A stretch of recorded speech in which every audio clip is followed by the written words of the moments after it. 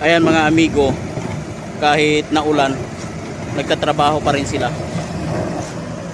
Tapos itong isang pundasyon ng tulay ay minamadali nila.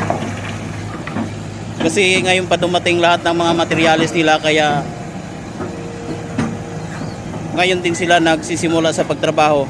Sino ba naman ang hindi magtatrabaho kung wala pa yung materyales? Kailangan andyan ang materyales bago simulan ng trabaho para tuloy-tuloy.